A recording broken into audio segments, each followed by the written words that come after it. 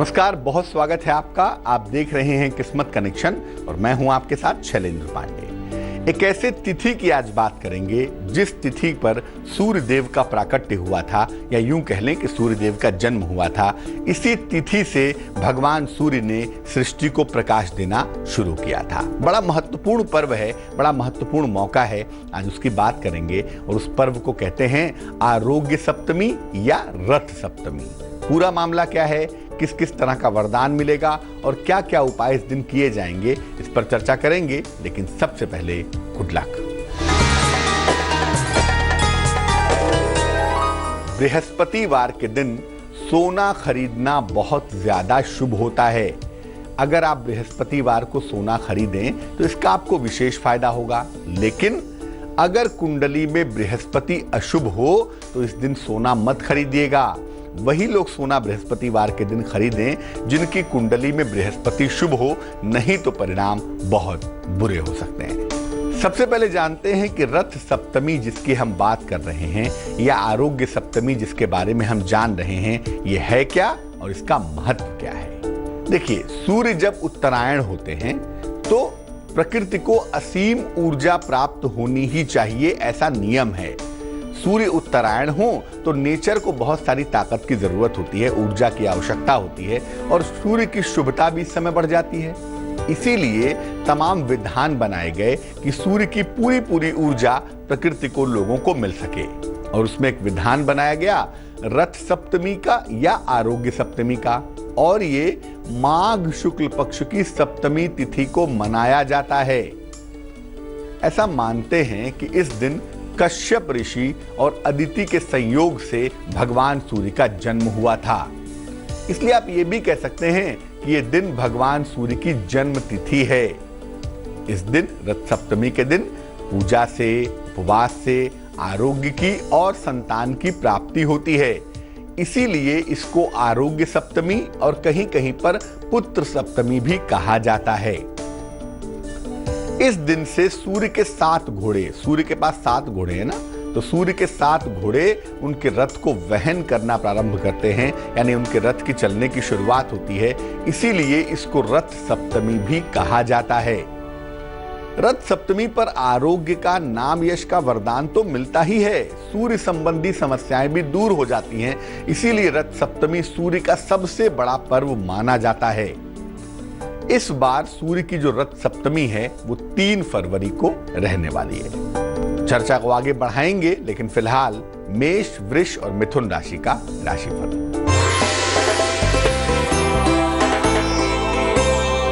मेष राशि, जीवन साथी के साथ मतभेद सुलझ जाएंगे। नौकरी में नया अवसर आपको मिलेगा।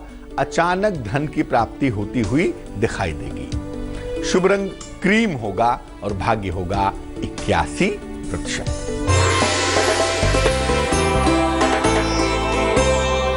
वृष राशि, मनोरंजक यात्रा के योग बन रहे हैं। किसी आध्यात्मिक कार्य में आप व्यस्त रहेंगे।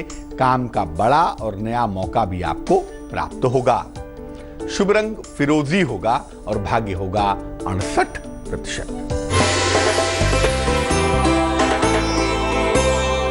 मिथुन राशि, क्रोध मत करिएगा वरना निकट के संबंध खराब हो जाएंगे। संतान के मामले में थोड़ा सा विलंब है अभी, हालांकि नौकरी करने के बारे में आप विचार कर रहे हैं और ये निर्णय संभवतः इस समय ठीक रह सकता है। शुभ रंग पीला होगा, येलो होगा और भाग्य होगा 54%। रथ सप्तमी की पूजा या उपवास किन लोगों के लिए विशेष फायदेमंद होती है, इस दिन सूर्य की पूजा किन के लिए विशेष लाभदायक होती है, आइए आपको बताते हैं। जिन लोगों की कुंडली में सूर्य नीच राशि में बैठा हो, डेबिलिएटेड हो, तुला में बैठ गया हो, शत्रु क्षेत्र में हो, अपने शत्रु के घर में चला गया हो, या सूर्य बहुत कमजोर हो, ऐसे लोगों को रथ सप्तमी पर पूजा जरूर करनी चाहिए। जिन लोगों का स्वास्थ्य लगातार खराब रहता हो, ऐसी दशा में भी रथ सप्तमी पर सूर्य की पूजा करनी चाहिए। जो लगातार खराब स्वास्थ्य है वो बेहतर होना शुरू हो जाता है। जब बच्चे बहुत बदमाशी करते हों तो ऐसे बच्चों से भी रथ सप्तमी पर भगवान सूर्य की पूजा करवानी चाहिए। जिन लोगों को शिक्षा में लगातार बाधा आ रही है या जो लोग आध्यात्मिक उन्नति नहीं कर पा रहे हैं, ऐसे लोगों के लिए भी रथ सप्तमी पर भगवान सूर्य की पूजा फायदेमंद होती है। जिन लोगों को संतान प्राप्ति में बाधा हो रही हो, उनके लिए भी बड़ा महत्वपूर्ण मौका है। जो लोग प्रशासनिक कार्य करते हैं या प्रशासनिक सेवा में जाना चाहते हैं, प्रशासन का, राज्य का मालिक चूंकि सूर्य स्वयं होता है, इसीलिए सूर्य देव की पूजा करने से प्रशासनिक कार्य करना भी बेहतर होता है और प्रशासनिक सेवा में जाना भी बहुत आसान हो जाता है। कैसे करेंगे भगवान सूर्य की पूजा, तरीका क्या होगा, इस पर बात करेंगे। लेकिन फिलहाल कर्क, सिंह और कन्या राशि का राशिफल।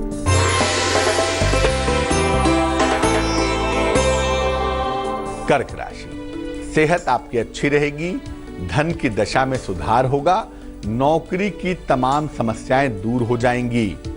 शुभ रंग पीला होगा, येलो होगा और भाग्य होगा 84%।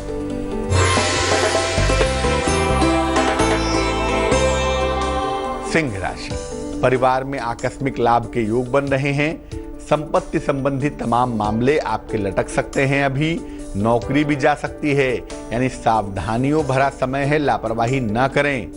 शुभ रंग धानी और भाग्य होगा 55%।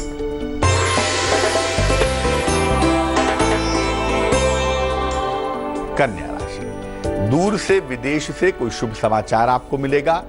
सेहत आपकी अच्छी बनी रहेगी, धन के लेन देन में लाभ होता हुआ भी दिखाई देगा।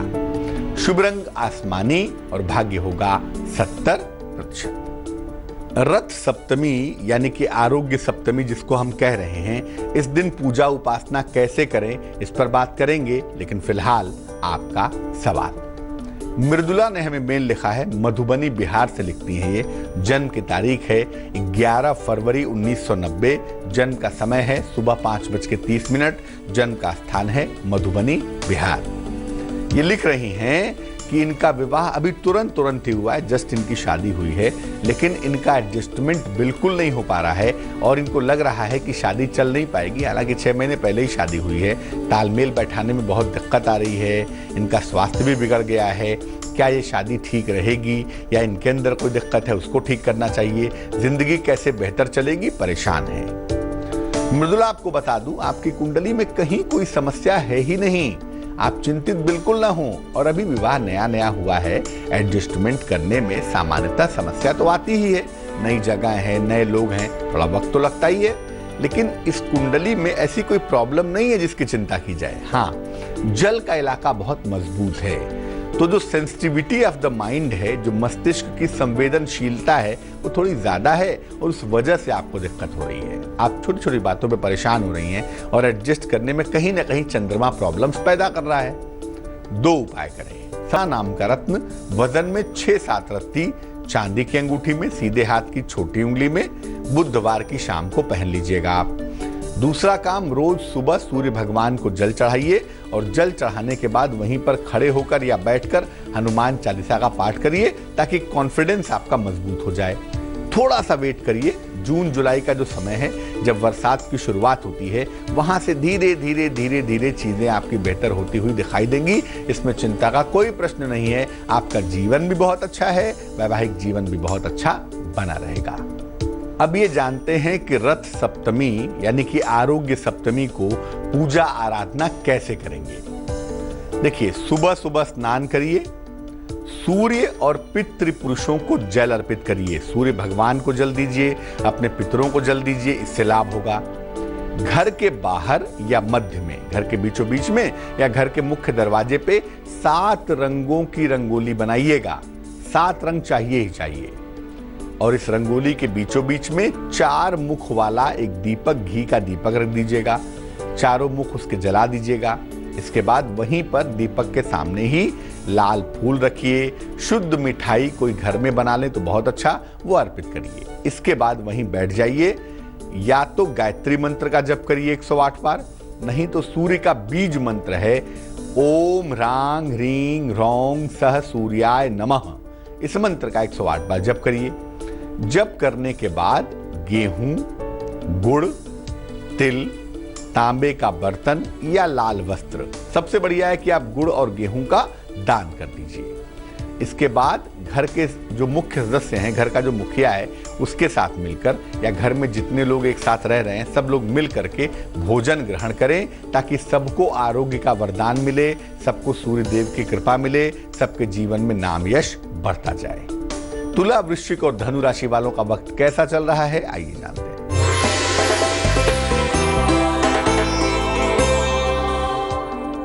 तुला राशि, जीवन साथी का सहयोग मिलेगा, माता पिता का स्वास्थ्य बेहतर होगा, अचानक धन की प्राप्ति होती हुई दिखाई देगी। शुभ रंग गुलाबी और भाग्य होगा 86%।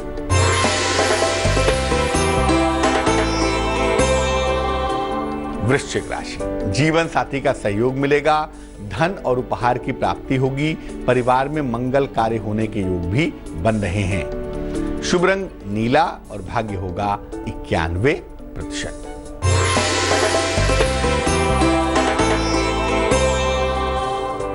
धनु राशि, धन, सम्मान, उपहार की प्राप्ति होगी, करियर में लाभ के योग बनेंगे, विवाह अगर तय नहीं हुआ है तो विवाह तय हो जाएगा। शुभ रंग भूरा और भाग्य 77%। रथ सप्तमी यानी कि आरोग्य सप्तमी पर दुनिया भर में भगवान सूर्य को जल दिया जाता है, जल चढ़ा के उनकी पूजा की जाती है। आखिर जल देने का तरीका क्या है? और मैं ये भी बता दूं कि रथ सप्तमी पर सूर्यास्त के पहले कभी भी सूर्य देव को जल जरूर देना चाहिए, ताकि सूर्य संबंधी समस्याएं दूर हो जाएं। क्या तरीका होगा, क्या सिस्टम होगा? उगते हुए सूर्य को या सूर्योदय के आधे घंटे के अंदर जल चढ़ाना बेहतर होगा। वैसे रथ सप्तमी पर दिन में कभी भी जल सूर्य भगवान को चढ़ा सकते हैं। बेहतर होगा भगवान सूर्य को सादा जल अर्पित करें और ऐसी जगह से करें जहां से वो पानी पौधे में चला जाए तो ज्यादा बढ़िया रहेगा। पीतल या तांबे के लोटे से ही जल अर्पित करिएगा। पीतल से अर्पित करना, तांबे से अर्पित करना ज्यादा सुंदर होगा। जल अर्पित करते समय सूर्य भगवान, अपने पूर्वजों, पितरों की और ऋषियों की वंदना करिए, उनको प्रणाम करके तब सूर्य भगवान को जल चढ़ाइए। और जल अर्पित करने के बाद भगवान सूर्य का ध्यान करिए। इसके बाद आज्ञा चक्र यानी माथे के बीचों बीच और अनाहत चक्र यानी हृदय के बीचों बीच यहां पर लाल रंग की रोली का तिलक लगाइए। ये बड़ा साधारण सा तरीका है लेकिन बहुत इफेक्टिव है। अगर आप ऐसा रथ सप्तमी के दिन करें तो एक तो कुंडली के सूर्य की मुश्किलें दूर हो जाएंगी और दूसरा ऐसा करने से निश्चित रूप से मान के चलिए कि आपको जीवन में नाम यश मिलना बहुत आसान होगा। मकर, कुंभ और मीन राशि वालों का वक्त कैसा चल रहा है, आइए जानते हैं।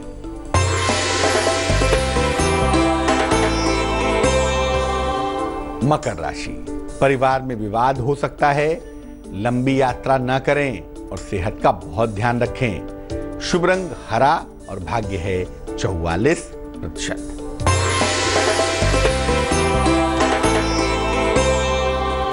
कुंभ राशि, जीवन में प्रेम की शुरुआत दिखाई दे रही है, नौकरी में प्रमोशन के योग बन रहे हैं और संतान का सहयोग भी मिलता हुआ दिख पा रहा है। शुभ रंग जिसका प्रयोग करेंगे वो होगा पीला और भाग्य होगा 83%।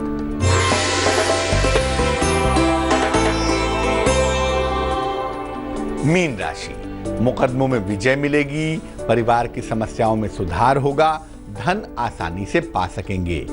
शुभ रंग नारंगी और भाग्य होगा 88%। तो आज हमने बात की सूर्य की रथ सप्तमी की और ये जाना कि कैसे सूर्य भगवान का आशीर्वाद आपको मिलेगा, कैसे आपके जीवन की मुश्किलें दूर हो जाएंगी। अब जान लेते हैं क्या है आज की सलाह। अगर ज्यादा पैसा बीमारियों में जा रहा है, घर में पैसे आते तो हैं लेकिन घर के लोग बहुत बीमार रहते हैं और काफी पैसा बीमारियों में खर्च होता है, तो कैसे इसे रोकें? घर के मुख्य द्वार को हमेशा साफ सुथरा रखिए, उसके दरवाजों को बिल्कुल ठीक रखिए, वहां लाइट को बिल्कुल ठीक रखिए, मुख्य द्वार को बिल्कुल ठीक रखिए। घर में चंदन के सुगंध की धूप बत्ती सुबह शाम दोनों समय जलाइए और नियमित रूप से अस्पताल में या तो धन का दान करिए या तो दवाइयों का दान करिए। ऐसा करने से निश्चित रूप से आपके घर में बरकत होगी, आपके घर का पैसा बीमारियों में नहीं जाएगा। आज के लिए किस्मत कनेक्शन में बस इतना ही। मुझे दीजिए इजाजत। फिर हाजिर होंगे किसी नए विषय के साथ, आपकी समस्या के समाधान के साथ। लेकिन आगे जरूर देखिए रिश्तों की कहानी संजय सिन्हा के साथ। नमस्कार।